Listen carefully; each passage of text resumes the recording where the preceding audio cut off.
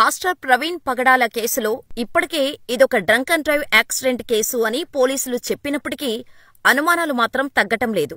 కావాలనే హత్య చేశారని, ఉత్తరప్రదేశ్ నుండి గుండాలకు 6 కోట్లు సుపారీ ఇచ్చి హైదరాబాదులోనే చంపేశారని, ఆయన బట్టల్ని వేసుకుని ఆయనే అన్నట్టు నటిస్తూ ఇదో యాక్సిడెంట్గా చిత్రీకరించారు అంటూ పలువురు బహిరంగంగానే కామెంట్స్ చేస్తున్నారు. ఈ క్రమంలోనే ఓ పోస్టు వైరల్ అవుతోంది.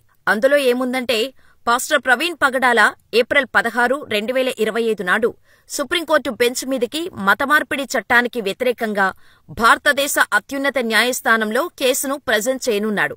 ఇందులో భాగంగానే అతన్ని హతమార్చారు.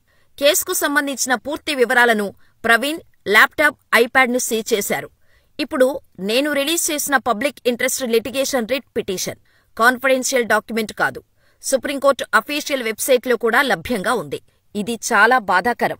అంటే మతమార్పిడికి వ్యతిరేకంగా ప్రవీణ్ పగడాల వాదించకూడదు అనే ఉద్దేశంతోనే ఆయన్ని హత్య చేశారు అనేది ఈ పోస్టు వెనుక వాదన. అంతేకాదు, ప్రముఖ పాస్టర్లు, దైవజనులు కూడా ఇదే ప్రధాన కారణమంటున్నారు. దాంతో ఇప్పటికే ప్రవీణ్ మృతిలో పలు అనుమానాలున్న ఈ క్రమంలో ఇప్పుడు ఈ పోస్టు మరింత అనుమానాలకు తెరలేపినట్టయింది. అయితే విజయవాడ నుంచి రాజమండ్రి వెళ్తూ బుల్లెటుపై ప్రయాణిస్తున్న ఆయన రాజానగరం సమీపంలో రోడ్డు పక్కన అనుమానాస్పద స్థితిలో మృతి చెందారు ప్రవీణ్ పగడాల.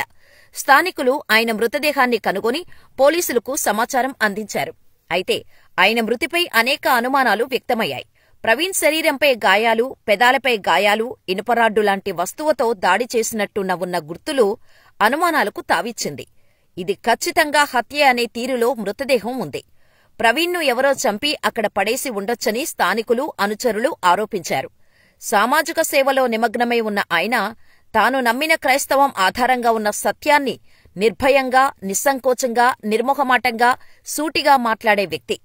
ఆయన బోధనలను తీవ్రంగా వ్యతిరేకించే వ్యక్తులతో పాటు ఆయన్ను చంపేస్తామని బెదిరించిన ఎన్నో సందర్భాలు పోలీసులకు తెలియకపోలేదు. అయితే ప్రవీణ్ మరణానికి రోడ్డు ప్రమాదమే కారణమని పోలీసులు వాదించటం ప్రారంభించారు. తనకు ప్రాణహాని ఉందని ప్రవీణ్ ఇటీవల ఓ వీడియోలో చెప్పారని, అయినప్పటికీ పోలీసులు తగిన రక్షణ కల్పించలేకపోయారని ఆయన అనుచరులు ఆరోపించారు.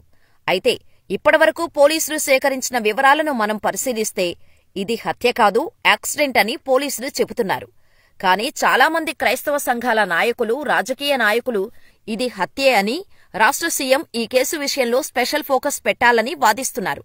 అయితే ఈ వ్యవహారంపై కేఏ పాల్ మాట్లాడుతూ ఇది ఖచ్చితంగా హత్యేనని, పోలీసులు అబద్ధాలు చెబుతున్నారని, మేము గాజులేసుకుని కూర్చోలేదంటూ తీవ్ర వ్యాఖ్యలు చేశారు. క్రైస్తవుల్ని, ముస్లింలను చంపేస్తారా అంటూ ఘాటుగా స్పందించారు. ఈ క్రమంలో ఈ పోస్టు బయటకు రావటంతో అగ్నికి ఆజ్యం పోసినట్టయింది. చూడాలి మరి ఏం జరుగుతుందో.